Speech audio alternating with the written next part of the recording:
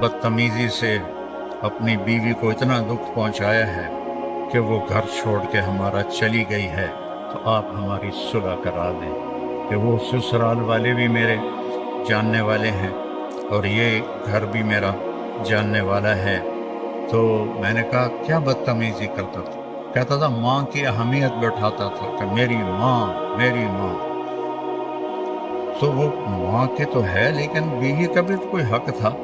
اتنا اس کو ذلیل کیا کہ وہ گھر چھوڑ کے ہی چلی گئی۔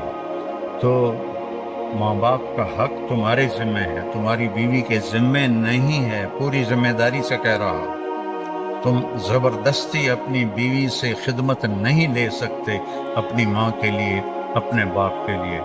اس کی خوش قسمتی ہے وہ خدمت کرے، اس کی عزت ہے وہ خدمت کرے، لیکن اسے تم مجبور نہیں کر سکتے ہو کہ تو خدمت نہیں کریں گی تو اے کر دے گا او کر دے گا۔ آج صبح کی بات، ایک گھر ٹوٹ گیا صرف اس بچے کی نادانی اور بد اخلاقی کی وجہ سے۔ اپنی بیویوں کو عزت دینا سیکھو، اپنی بیویوں کو احترام دو، ان سے اظہار محبت کرو۔ لوگ اپنی بیویوں سے اظہار محبت نہیں کرتے۔ حضرت عائشہ سے آپ نے جو کہا، آخر ہے حرف آخر، یا عائشہ، عائشہ بھی نہیں کہا یا عائشہ، یہ لاڈ اور پیار کا خطاب ہے، یا عائشہ انہو لیہون علی الموت ان اریتک زوجتی فی الجنہ۔ عائش، عائش، جیسے آپ لاڈ سے کوئی نام بنا لیتے ہیں تو آپ نے پیار سے یہ نام بنایا ہوا تھا، عائش۔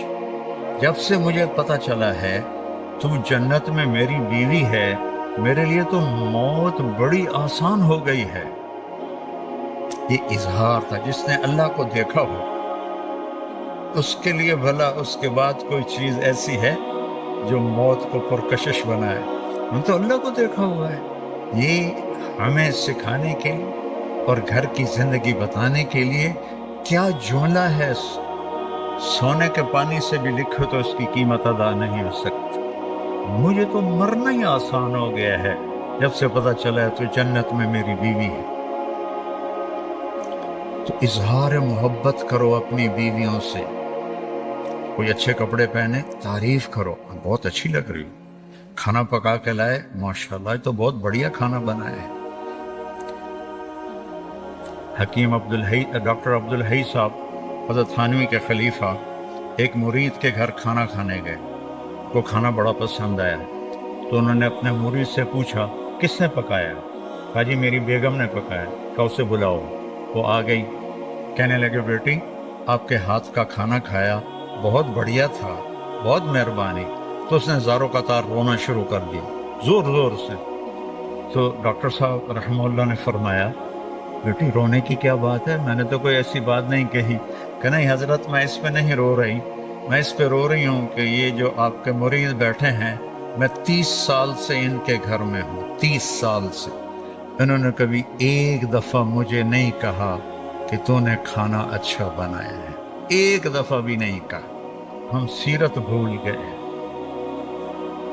سیرت بھول گئے۔ پھر یہ جو ہماری جوائنٹ فیملی ہے سسٹم، یہ پہلے بہت اچھا تھا جب عزت احترام کا سب کا اپنے اپنی جگہ پہ تھا۔ اب تعلیم نے ہر چیز اتھل پتھل کر دی ہے اور اس سوشل میڈیا نے ہر چیز کو تباہ و برباد کر دیا ہے، تو اب یہ ایک وبال جان بن گیا ہے، ایک مصیبت بن گیا ہے۔ تو بیوی سے کوئی کمی بیشی ہو تو اپنے ماں باپ کی حفاظت کرو، ماں باپ کو کمی بیشی کرنے لگیں تو اپنی بیوی کی حفاظت کرو۔ یہ ہمارے گھروں کا دستور ہے۔ تو تم بچے ہو، جذبات میں آ کر کبھی ماں کی بات سنی، کبھی باپ کی بات سنی، کبھی بہنوں کی بات سنی۔ خاص طور پر بہنوں کا کردار بہت خطرناک ہے ہمارے معاشرے میں، دکھ سے کہہ رہا۔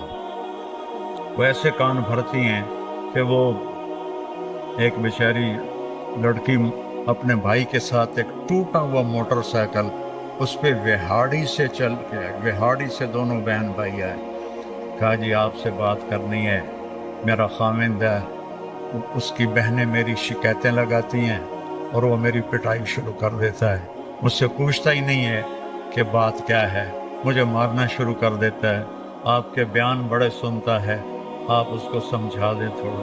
میں کہا بیٹی جن کا کو میں جانتا نہ ہوں یا شناسائی نہ ہو وہاں میں گھر کے معاملات میں نہیں پڑتا، کیونکہ سننے والے کے دل میں جب تک میری بات کا وزن نہیں ہوگا وہ میری بات کو لے گا نہیں۔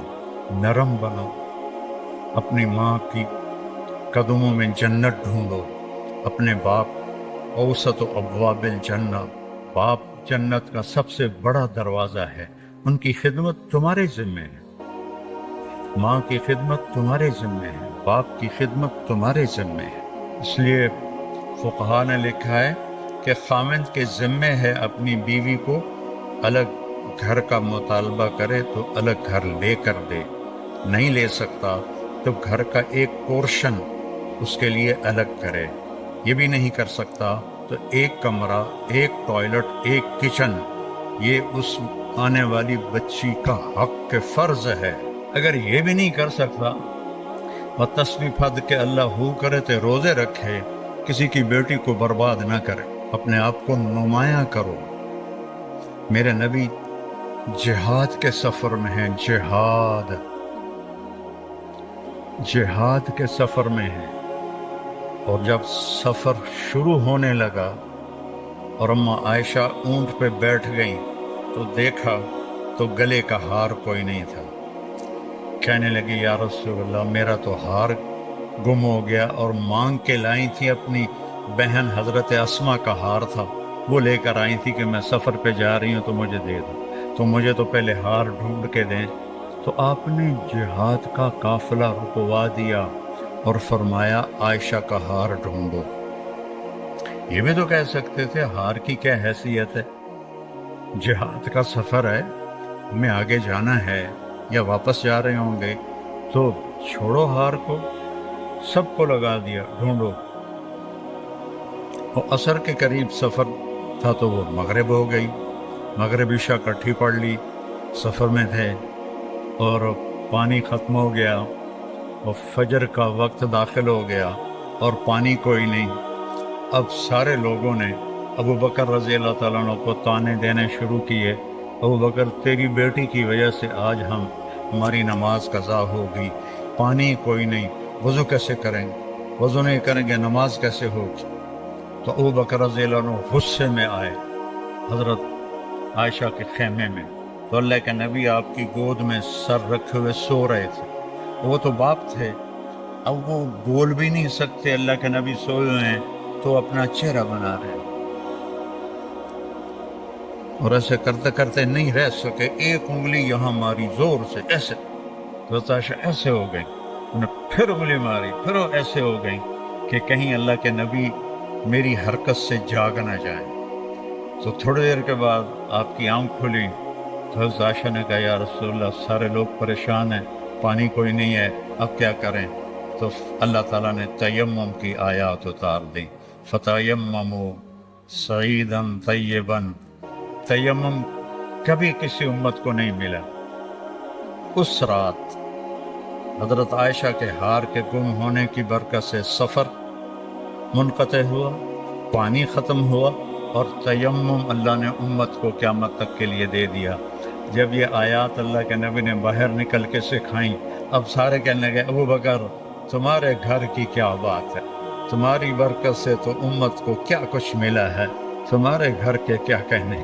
جب دن چڑھا تو حضرت عائشہ نے کہا یا رسول اللہ ہار کو چھوڑیں، اب آگے چلتے ہیں۔ تو پھر آپ نے کہا چلو بھائی، جب اونٹنی کو اٹھایا تو وہ ہار اونٹنی کے نیچے گیا پڑا تھا، تو ہار بھی مل گیا۔ اتنی دلداری میرے نبی نے کی۔ بچوں، میں یہ نہ سنوں کہ میرا کوئی شاگرد اپنی بیوی کے ساتھ بدتمیز ہے، یا اپنے ماں باپ کا دل دکھاتا ہے، یا اپنے بہن بھائیوں سے لڑتا ہے۔ پیچھے ہٹ جاؤ، اپنے خون کے رشتوں سے لڑو نہیں، پیچھے ہٹ جاؤ۔ جو بھی اس کے لیے سودا کرنا پڑے کر دو، لیکن جھگڑے میں نہ پڑو، پیچھے ہٹ جاؤ، اللہ تمہیں نوازے گا وہاں سے جہاں سے تمہارا وہم و گمان بھی نہیں۔